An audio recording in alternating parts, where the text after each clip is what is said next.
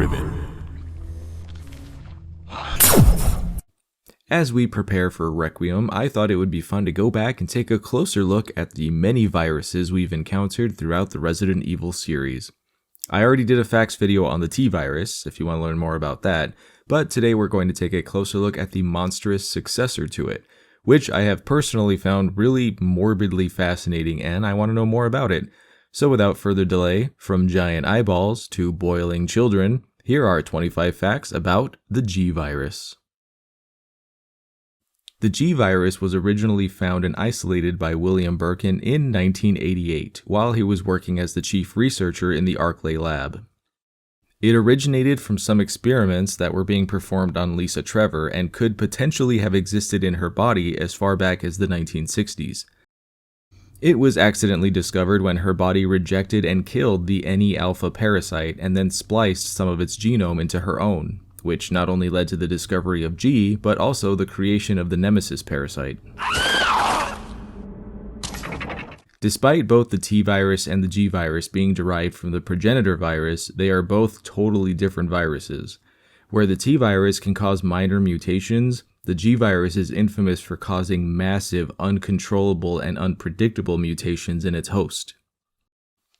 Another big difference between the two is that unlike the T-virus, the G-virus actually has the ability to revive completely dead cells and essentially bring its host back to life. Are you telling me that he injected the G-virus into his own body? The G-virus has the ability to revitalize cellular functions. We see this repeatedly in Resident Evil 2, with William continuing to mutate and evolve every time you defeat him, starting as a humanoid with an eyeball on his arm and eventually becoming a grotesque blob of eyes and teeth. In one of the more macabre storylines of Resident Evil, the G-virus is connected to two locations in Raccoon City. First is the Orphanage. When Umbrella needed a test subject, they would abduct kids to use as test subjects for the G-virus, under the guise of adoption. Eventually, the amount of test subjects kept increasing and ended up creating so much biowaste that in 1998 it led to the construction of the incineration disposal plant, the same one that Jill visits in Resident Evil 3. William's experiments then began producing so much biowaste that it actually began to degrade the machinery, and less than a month after opening, it broke down. This led to a quarantine lockdown, and by the time Jill reaches the facility, all that's left are rejected mutations and the bodies of some unlucky researchers. The G-virus is stored at the Nest facility, in special vials where it is preserved in a protein media, which is dyed purple for easy and immediate identification. Despite the virus being extremely dangerous, after Ada presumably died, Leon threw the vial of G in a rage. So, this is what everyone's been dying for. In the remake, it is simply accidentally dropped, but it does make me wonder if this has any significance. It also raises a question of where it landed and if it survived the self-destruct sequence of the Nest. In Resident Evil Dead Aim, the scientist named Morpheus Duval stole a unique experimental blended virus, simply called the T+G virus, which shared similarities to the T. Veronica virus, though instead of wielding flammable blood, he was able to create high-voltage electrical charges after transforming into a unique pseudo-tyrant. After taking damage though, the G-virus's instability took over and he began to rapidly mutate into basically a giant electrical blob.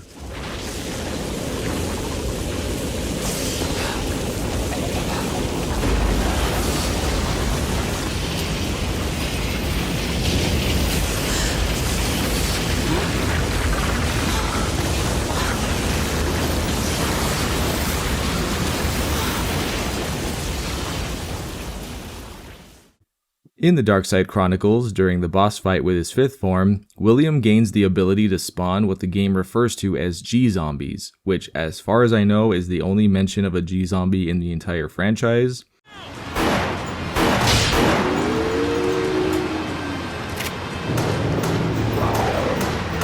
Watch out! Time to teach you a lesson! They have a singular eye and a melted lower half. They are a type of BOW simply referred to as G. They are found in the sewers of Raccoon City and are large, misshapen creatures that have the unique ability to reproduce asexually by coughing up larvae. Also, a little side bonus fact, if you let these larvae kill you in the original Resident Evil 2, it's one of the most gruesome ways to die in the game.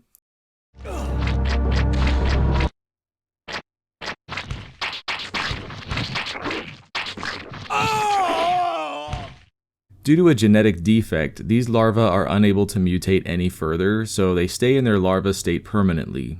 The only possible exception to this is in Resident Evil Outbreak, where after attempting to smuggle a G embryo out of the nest, a scientist named Monica ended up becoming the host to it, only to be rejected.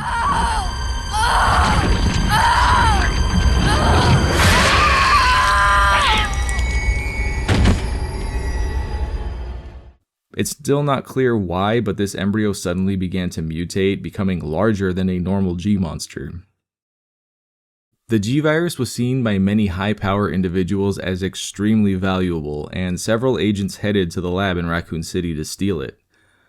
Among them was Hunk, who was sent by Umbrella to steal the G virus. It was a successful mission, but William was killed in the process, and it led to a lot more destruction than anticipated. Another person trying to steal the virus was Ada Wong, who was a spy working under orders from Wesker, who was also trying to steal a sample of the virus for himself. The timeline isn't clear, but according to Capcom, Umbrella Chronicles is canon, and in that game we get a bonus mission where you play as Ada bringing the sample to Wesker. This could imply that after seemingly dying, she still managed to get the sample out of the lab somehow. In the Degeneration movie, we see the return of the G virus, which was acquired off the black market by Curtis Miller, a former doctor who was one of the survivors of Raccoon City.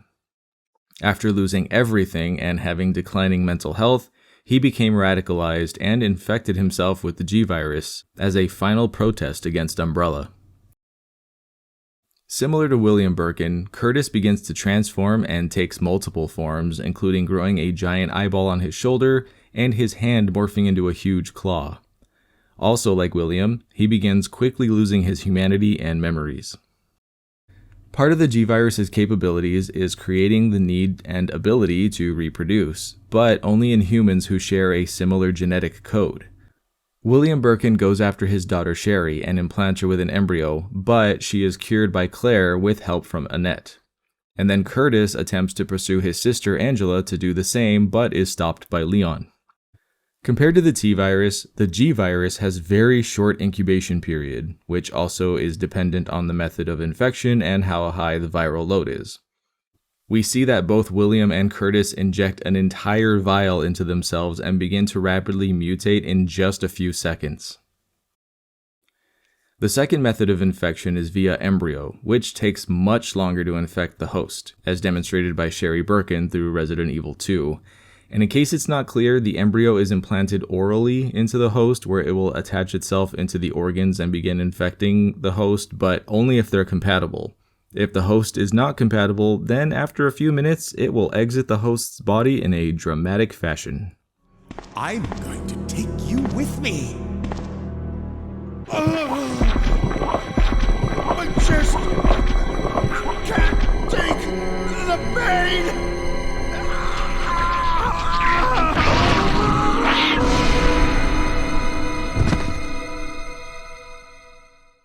If we look at the case from the original, it looks like William had prepared 16 vials of both the G-Virus and the T-Virus. Minus the one he injected himself with, that leaves 15. Assuming Ada only took one, and from what we know, Hunk took the rest, aside from that vial that Curtis used in Degeneration, there may still be more than 10 vials of the G-Virus that are still unaccounted for, most likely on the black market. While the G-Virus is extremely deadly, compared to the T-Virus, it has a very small list of known victims that died as a direct result of it. These include William Birkin, Ben Bertolucci, Brian Irons, Monica, Lisa Trevor, and Curtis Miller. Out of all the things that the G-Virus affected, by far the best results were derived by Sherry Birkin. After being infected and cured with minimal mutation, she ended up staying mostly human, but with the side effect of rapid healing, being able to regenerate her body after a major injury. Another side effect is preserving herself as a young adult, where she will stay looking youthful for the foreseeable future. As for how this will affect her natural lifespan, it's still unknown. Sherry also had G cells harvested from her body, which were later spliced together with a sample of the T. veronica virus, leading to the creation of the C virus, which we saw primarily in Resident Evil 6. I'm planning on doing a facts video for all those viruses as well, so make sure you're subscribed so you don't miss those. And lastly, the G in G virus stands for Golgotha. And while Golgotha is a biblical reference related to everything from Jesus' crucifixion spot to other things like death, sacrifice, and destruction, in the Resident Evil lore, it seems to just be a symbolic name.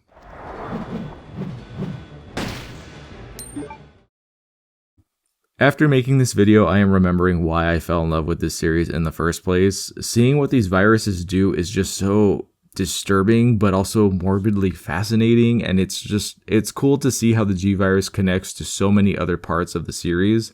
I've had this video planned for a really long time, so I'm glad to finally have it out, and I will be doing a facts video for every other virus in the series at some point, so stay tuned for those.